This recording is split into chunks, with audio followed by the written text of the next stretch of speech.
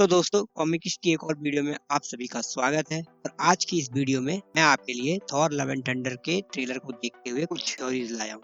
ये आगे जाके सही भी हो सकती हैं और गलत। तो बिना देरी किए हुए चलिए शुरू करते हैं।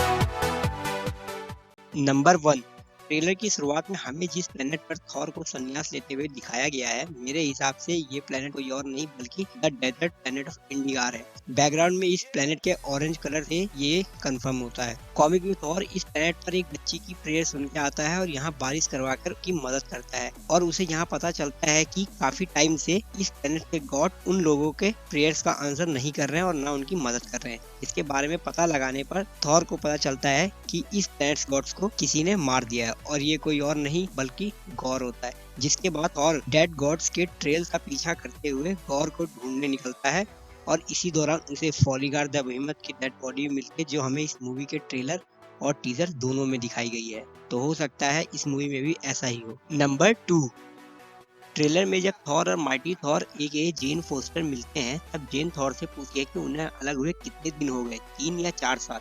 जिस पे थॉर एग्जैक्ट ईयर मंथ और डेज के साथ रिप्लाई करता बोलता है कि 8 साल 7 महीने और 6 दिन। जेन अपने और थॉर के ब्रेकअप 3 या 4 साल इसलिए भी समझ रही होगी क्योंकि हो सकता है कि जेन स्नैप की विक्टिम बन गई हो और 5 साल के लिए वो भी दुनिया से गायब रही हो, जिसके कारण उसे ये 3 साल लग रहे होंगे। और थॉर उसे कंफर्म करता है कि उन्हें ब्रेकअप किए हुए 8 साल हो गए। नंबर 3, अगर आपने गॉर को कॉमिक्स में देखा हो तो आपको पता होगा कि गॉर का अडेप्टेशन मूवी में कॉमिक से बहुत अलग है। कॉमिक में गॉर हैरी पॉटर के वोल्डेमॉर्ट जैसे बिना नाक वाला जिसके सर पर टेंटिकल्स होते हैं वैसा दिखाई देता है, लेकिन यहाँ मूवी में हमें ये सब नहीं दिखाया गया है। हमें यहाँ थॉर बहुत ह्यूमन जैसा दिखाया गया है और कई फैंस को ये पसंद नहीं आ रहा है। वो गॉर को कॉमिक एक्यूरेट लुक में देखना चाहते थे, लेकिन अब मैं आपको यही ये बताता हूँ कि कैसे ये ह्यूमन फेस थॉर हमें गॉर द गॉड बूचर का ज्यादा अच्छा पोर्ट्रेयल दे सकता है सीजीआई वाले गॉर के कॉमिक एक्यूरेट लुक से। क्रिश्चियन बेल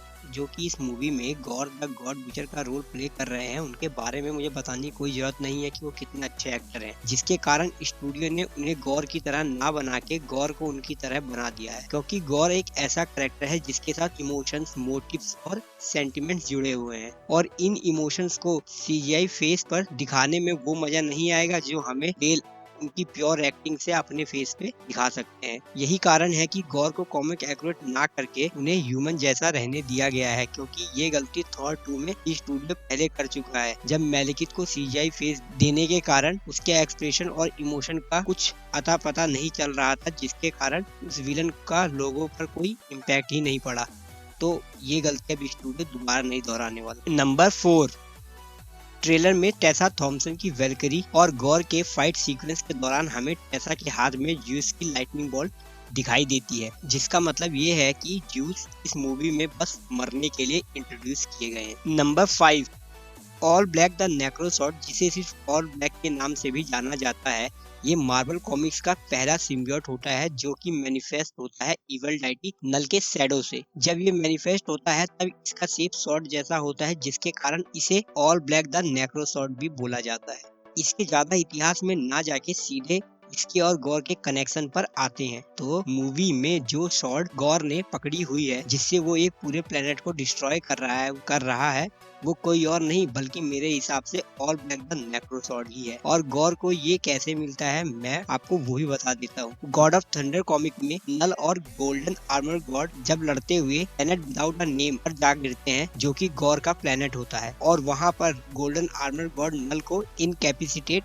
कर देते हैं। तभी ऑल ब्लैक नल को छोड़ के गॉड के साथ बॉन्ड हो जाता है और गॉड को गॉड लेवल पावर मिलती है और गॉड वहीं पड़े गोल्डन आर्मर गॉड को मार देता है और वहीं से गॉर द गॉड बूचर बन जाता है। ऑल ब्लैक से गॉर को सिर्फ गॉड लेवल पावर ही नहीं बल्कि गॉड जिन गॉड्स को मारता है, ऑल ब्लैक उनके खून को एब्जॉर्ब करके उनकी पावर भी गॉर को दे देता है, जिसके कारण गॉर हर एक गॉड को मारने के साथ और पावरफुल होता जाता है। जब गॉर यंग थॉर को पकड़ के इससे एसगार्ड के बारे में पूछता है और थॉर को बचाने के लिए वाइकिंग्स आते हैं और गॉर ह्यूमन को नहीं मारना चाहता था और वहां उसे हार का सामना करना पड़ता है, जिसके बाद उसे ये समझ आ जाता है कि वो अकेले सब गॉड नहीं मार सका, जिसके लिए वो इसी ऑल ब्लैक का यूज करके अपनी एक डार्क आर्मी बनाता है जिसका नाम होता है ब्लैक बर्सर्कर। और यही ब्लैक बर्सर्कर हमें ट्रेलर में थॉर और माइटी थॉर से न्यू एसगार्ड पर लड़ते हुए दिखाए जाते हैं। नंबर 6, ट्रेलर की शुरुआत में कॉर्ग हमें बच्चों को थॉर की कहानियां सुनाते हुए दिखाई देता है